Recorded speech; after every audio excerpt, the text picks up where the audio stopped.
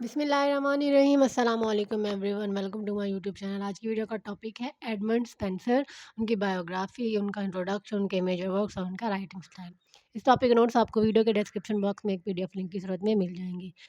तो Edmund Spenser जो थे वो एक नॉन ड्रामेटिक एलिजाबेथन पोइट्री में उनका एक बहुत बड़ा नाम है और उनको पोएट ऑफ चिवलरी और मिडीवल एलेगरी भी कहा जाता है। उनका जो मोस्ट फेमस वर्क है वो जो कि उनको ग्रेटेस्ट पोएट बनाता है, उनका जो ग्रेटेस्ट पोएटिक वर्क है वो द फेयरिंग क्वीन है और जो कि एक एलेगरी की फॉर्म में लिखा गया है। उनके जो दूसरे वर्क्स हैं उनमें एस्ट्रोफेल, कैलेंडर, फोर हाइम्स जो है वो मेजर वर्क्स हैं। आर्टिस्टिक एक्सीलेंस, जो ग्रेटनेस है स्पेंसर की एज अ पोएट, वो उनकी आर्टिस्टिक एक्सीलेंस में पाई जाती है। और एक्सीलेंट आर्टिस्ट कहा जाता है उनको अपनी एज का, एलिज़ाबेथन एज का। और बहुत ही लैंडमार्क किस्म के वर्क्स लिखे हैं उन्होंने अपने लिटरेरी करियर के अंदर। Poet of imagination, Edmund Spenser को पोएट ऑफ इमेजिनेशन भी कहा जाता है क्योंकि उन्होंने अपनी जो पोएम्स हैं उनमें जो इमेजिनेशन है, जो इमेजरी है उसको बहुत ज़्यादा यूज़ किया है। और एक ग्रेट पेंटर और एक ग्रेट म्यूजिशियन की स्पिरिट जो है वो उनकी पोएम्स में हमें देखने को मिलती है। और जो ग्रेट पेंटर और ग्रेट म्यूजिशियन की स्पिरिट है वो उनकी पोएम्स के अंदर बहुत ज़्यादा हाइलाइटेड है। और उनकी जो पोएम्स जो उन्होंने कंपोज़ की हैं वो बहुत ज़्यादा इमेजरी रखती हैं।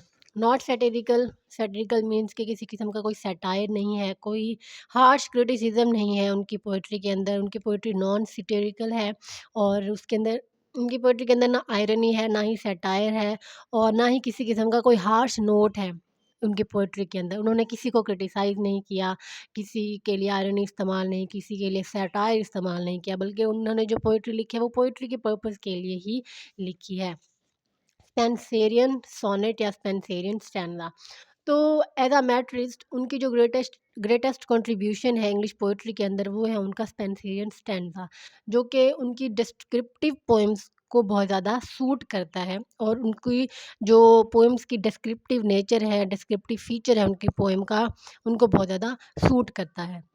चार्ल्स लैम्स रिमार्क्स, इन तमाम फैक्टर्स की बिना पर चार्ल्स लैम्ब ने जो एक उनको रिमार्क्स दिया है वो बहुत ज़्यादा अहमियत का हामिल है। स्पेंसर, एडमंड स्पेंसर जो थे उन्होंने बहुत बड़ा इन्फ्लुएंस डाला इंग्लिश पोइट्री के ऊपर। और जो जितने भी एजेस के पोइट्स हैं, इंग्लिश पोइट्स हैं, उन तमाम पर बहुत बड़ा इन्फ्लुएंस डाला।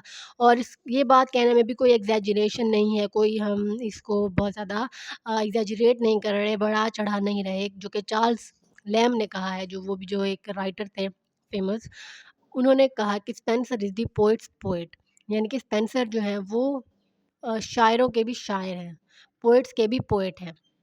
तो ये उनकी जो पर्सनैलिटी है और उन्होंने जो कंट्रीब्यूट किया है इंग्लिश लिटरेचर की तरफ, उसको सूट करता है चार्ल्स लैम्ब का ये रिमार्क्स।